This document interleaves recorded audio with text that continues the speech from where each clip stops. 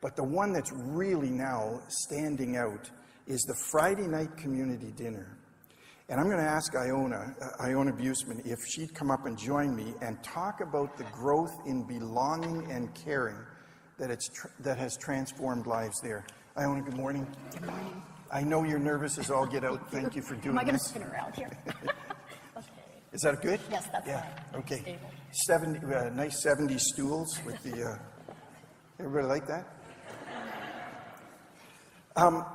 Iona, tell me just first about yourself and your family. How did you guys get connected in here?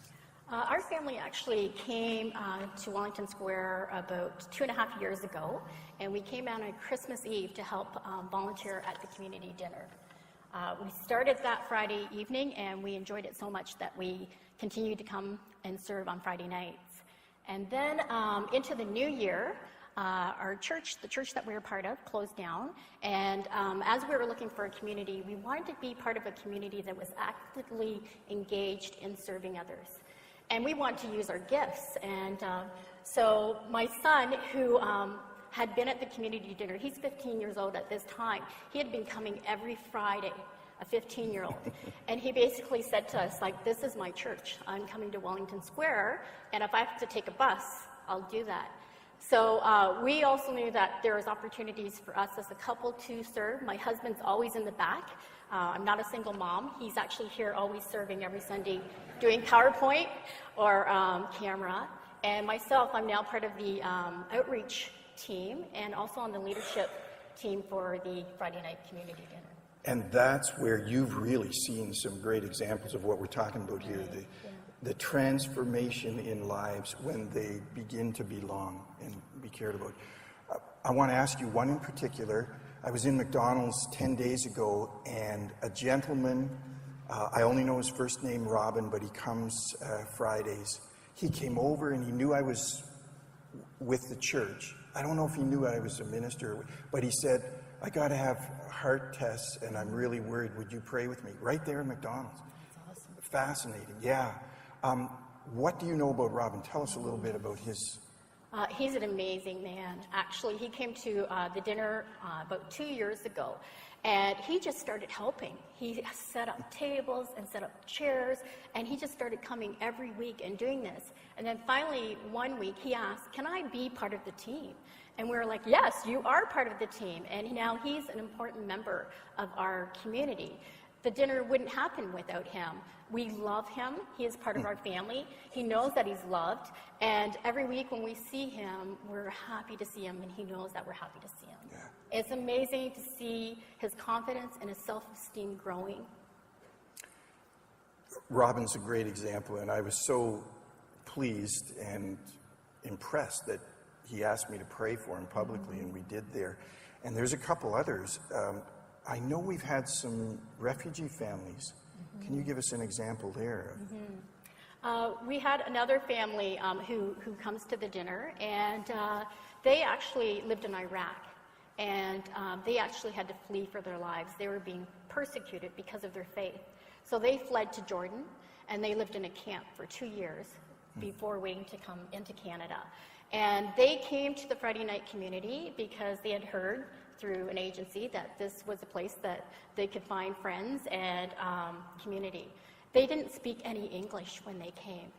And it's been an amazing journey to walk beside them and to see them grow, each family member, as they learn English. And we have other immigrant families who are new to Canada that come to the dinner. We have one family that recently came, and they've only been here for 5 months. And recently, a group of us were able to celebrate Canada Day together. And that was just so meaningful, that they don't have extended family, but we become that through community to them. You mentioned the families from Iraq didn't even speak English. No. Wow. But some of them volunteer and help They out. started volunteering immediately. Yeah. So a young woman, she's about same age as my daughter, 21. She actually comes every week. But the whole family at some point has volunteered. Yeah. And it's amazing how you can communicate even if you don't speak a lot of English. I think that people see through that heart that's serving others. And they're a blessing. You talk about the English and the whole language. I know there are other cases where the community dinner has made a difference in people's lives with their communication skills. Tell me that one example that you know of. We have a group of people that their job is just to care and connect in with people, have conversations. And one week, one of our regular guests, a friend, he was asked to fill in a form. And the person that was helping him realized that he wasn't able to fill in the form. So she offered to help him, and he kind of shared it, opened up with her, and he became very vulnerable. And he said, you know, I don't know how to read and write. And she asked him, is that something that you'd like to do? And he said yes. And so we were able to connect him with a retired teacher who works with him every Friday before the dinner, and he's learning to read and write. And he has grown, and he knows that he's worthy. And it's just amazing. Because of this, he wanted to do something for us as a community. And so he asked if he could possibly weed the flower beds around the church. And so he does that every week. And I think for me, the most important point of all of this is that it's not a dinner. It's a community. We're a community of people who have a common belief that with God's love, anything is possible. That all of us, no matter who we come as, either a volunteer or a guest, we have a gift to share. And that we see this community growing and transforming.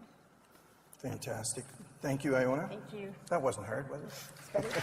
Thank you.